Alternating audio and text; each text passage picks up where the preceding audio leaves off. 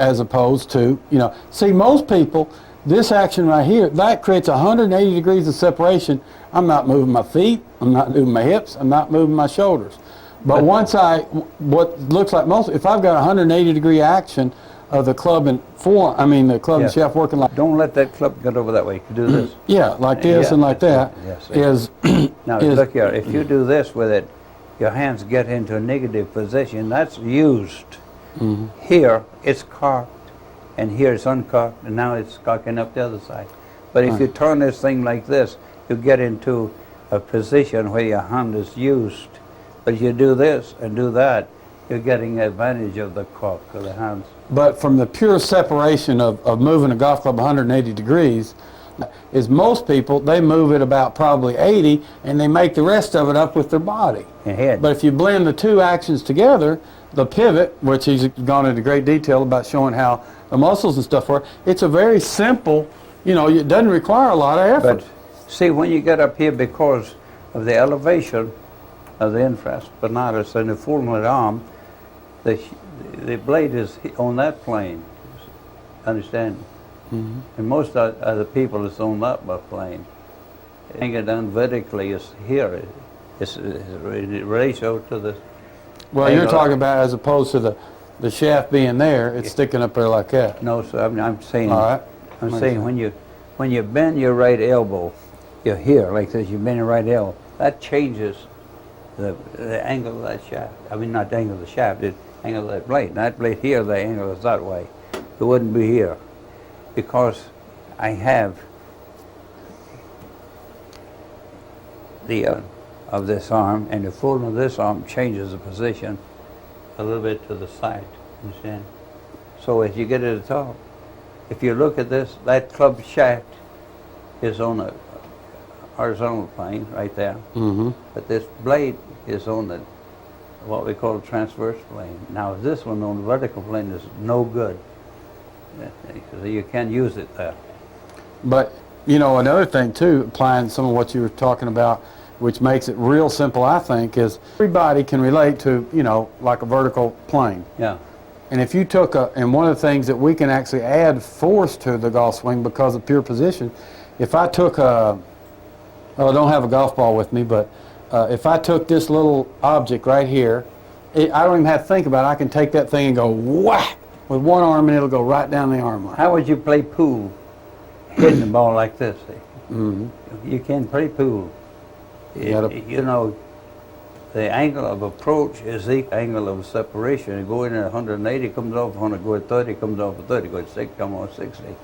Now we're going this way. My force is always going to the target, but not directly. We're making a circle from a point of view, from a perpendicular position of the shoulder back to parallel to perpendicular. It changes everything. But when you swing, if you swing toward the target, your hips stop. You don't have You don't have the room to get you. But the coaching point I was wanting to share is like if I did that, that club will work right down the arm line every time.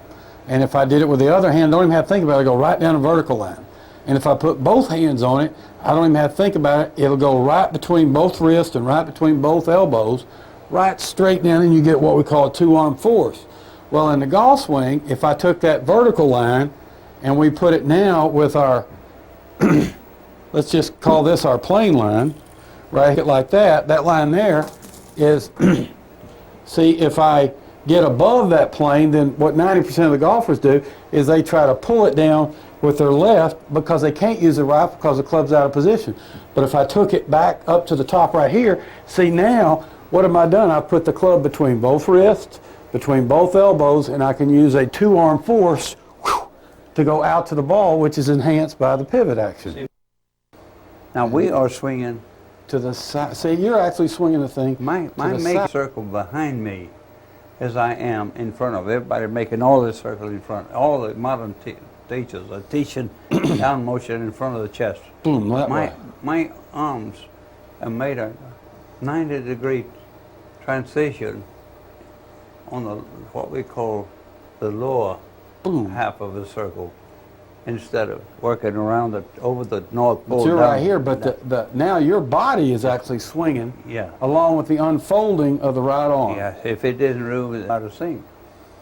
Well, the right arm, I mean, is absolutely, you have to, look at here, like explain, you got to take out whatever you take out, you got to put back. Whatever you take out on the backswing, you have to replace it to be in a position to hit the ball. If I say right here, if I went back like this, I'd never miss a ball because I haven't changed anything. But when I change here, here, here, and the separation of the width of the only shoulder. way I could ever get back to hit the ball is my arms got to be that. Now everybody wants to go this way. I'm going to the side. Yeah. You're actually hitting the ball right off. I mean, if I didn't move, it'd be just like that. Yeah. And because I'm moving, see, I'm like that. But what that does is it enables the hand to get in line with the arm. Right. Bam, right on the side like that.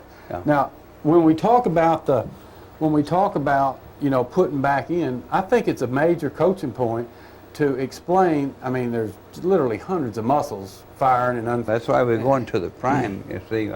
But I think it's important for the folks to understand what tension, and remember the thing that you showed me, if I took my arm right here, take this muscle right here, and I turned it, and we got it into where it's contracted. Just like you had it down here, turn it.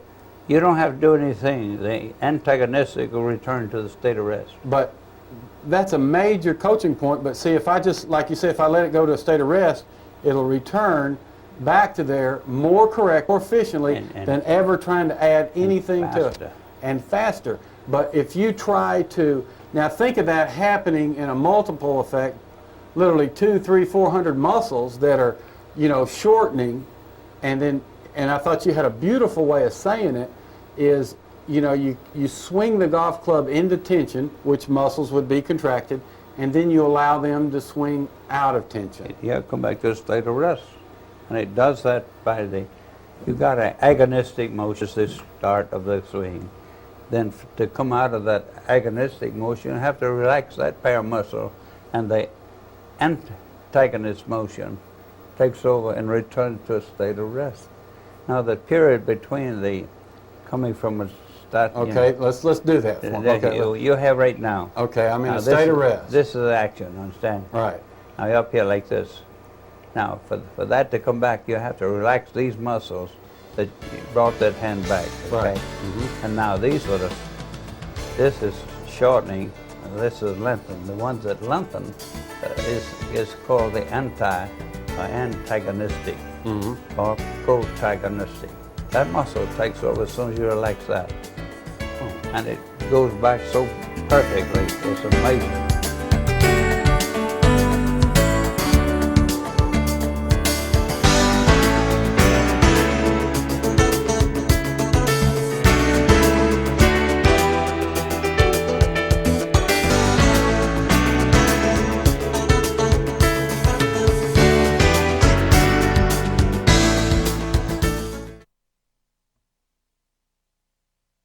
What we call going from a state of stimulation to a state of rest, back to the original position that you departed from. That's called the body tempo beat. Now, if you had one of these metronomes, the average person will probably be anywhere from 30 to 40. The fastest in the golf business is 1 second on the backswing, 1 second on the full. 10 longest was with 1 second on the backswing, 1 second on the fall. But people's time beat all differs. So you have to keep it under that time beat to keep from tensing up. Sets of muscles that have to be, understand? It's always better to be a little bit slower than a little bit faster. You jump in that time beat. Right. Now you got to find out where yours is to be able to control that thing smoothly, understand? Mm-hmm. And you get distance because you hit it more solid. Okay, but trying to change it, it tenses up muscles that should be relaxing. When you get into a little pressure situation. Anytime you try to go faster than your time beat. Now what I'm speaking now, time beat is the time it takes to go from contraction to extension.